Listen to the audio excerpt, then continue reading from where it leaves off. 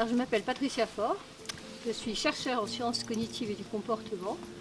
Je fais aussi de la médiation animale, la médiation équine plus exactement. J'ai des chevaux depuis un peu plus de 35 ans. 4 chevaux là actuellement et 3 poneys dans un autre parc.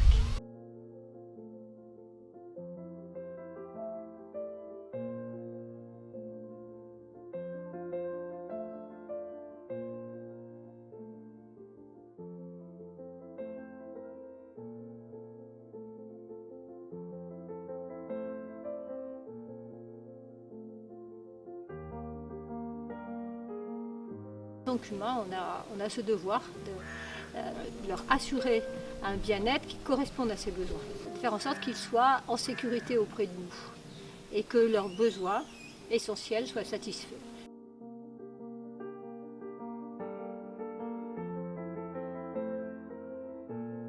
Les animaux nous apportent ce retour affectueux.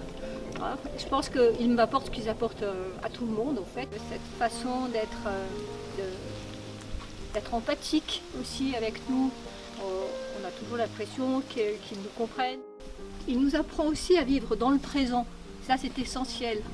Ça contribue vraiment à apprécier l'instant sans être ni dans l'anticipation, ni dans des ruminations. Et donc, ça, c'est aussi quelque chose de capital. Et puis, une chose aussi fondamentale, qui est vraie pour les chevaux, mais vraie pour les autres animaux aussi, c'est l'apaisement qu'ils procurent, la détente. Les animaux véritablement agissent au niveau de la fréquence cardiaque, qu'ils ralentissent, la fréquence respiratoire également, et une détente musculaire qu'ils procurent.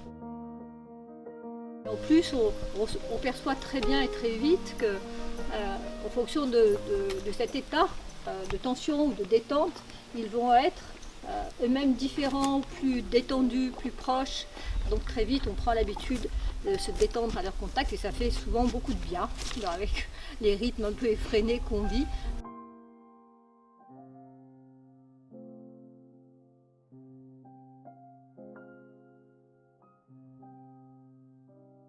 Les chevaux sont particulièrement compétents au niveau de la cognition sociale. Et quand on utilise le terme miroir des émotions, c'est pas juste une phrase.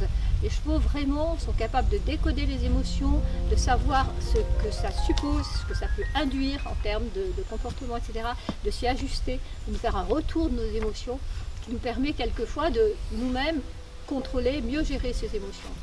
Donc ça c'est propre au cheval. D'autres animaux vont faciliter l'expression émotionnelle, mais on n'a pas à ce point cet effet miroir qui tient aussi à leur particularité de poids dans la nature, qui fait qu'ils sont extrêmement observateurs du moindre mouvement, ce qui les aide beaucoup dans le décodage des émotions et des expressions faciales.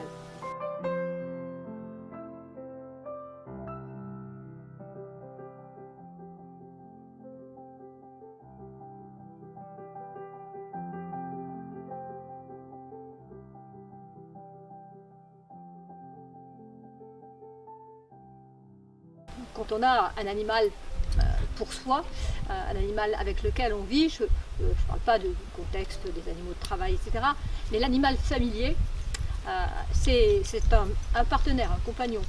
Et donc c'est essentiel d'être avec cet animal dans la communication. On ne peut pas imaginer d'être avec un animal familier dans l'emprise ou dans le conditionnement, ça n'aurait aucun sens. On a besoin d'un animal qu'on comprenne et qui nous comprenne. C'est pour ça qu'il est essentiel de connaître leurs besoins, de connaître l'environnement sensoriel dans lequel ils vivent, d'avoir des connaissances éthologiques, bien connaître l'animal et donc notamment connaître leur langage et pouvoir utiliser nous-mêmes ce langage pour nous faire comprendre de lui. On ne peut pas imaginer une relation de partenariat avec un animal familier dans lequel l'un des deux n'aurait pas sa liberté d'action et n'aurait pas la liberté de comprendre ce qu'on lui demande. Donc même dans le conditionnement où l'animal agit par essai-erreur à une demande codée qu'on lui fait, il n'a pas cette liberté de comprendre et donc c'est pas il ne fait pas quelque chose parce qu'il sait ce qu'on lui demande, ce qu'on attend. Il donne une réponse un petit peu au hasard, on la récompense si c'est la bonne. On n'est pas là-dedans dans la communication. Dans la communication, il faut vraiment parler le langage animal, il faut déjà être un partenaire social, parler son langage pour se faire comprendre de lui. Le cheval, par exemple, c'est avant tout un langage corporel. C'est celui-là qu'il faudra utiliser l'espace, utiliser aussi ses règles sociales, utiliser les émotions, parce qu'il lit et comprend très bien les émotions. On parlera ce langage pour être véritablement compris.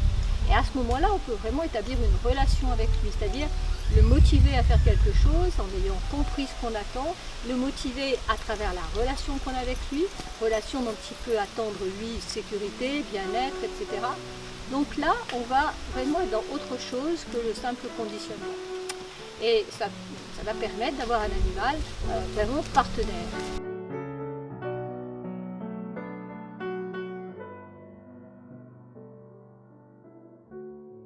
Avec cet animal familier qui est, vous l'aurez compris, un partenaire de ce fait, hein, quand on va vouloir lui adresser une demande, on va faire avec lui comme avec n'importe quel partenaire social, c'est-à-dire qu'on va en tout premier lieu s'assurer de sa disponibilité, ce qui suppose que l'animal soit en champ détendu, tous ses besoins satisfaits. On peut alors lui faire une demande dans son langage, de façon à être compris de lui, et il va collaborer et nous donner la réponse attendue. Là, on se situe vraiment et clairement dans le champ de la communication. Et ça veut dire que quand il nous donne la réponse attendue, on lui manifeste chaleureusement qu'on est content, qu'on est bien avec lui, etc. Et tout ça, ça fait partie des relations interpersonnelles que, dans le cadre d'une relation interspécifique avec un animal, on a les mêmes règles, s'assurer de sa disponibilité, s'assurer de son attention et lui parler son langage.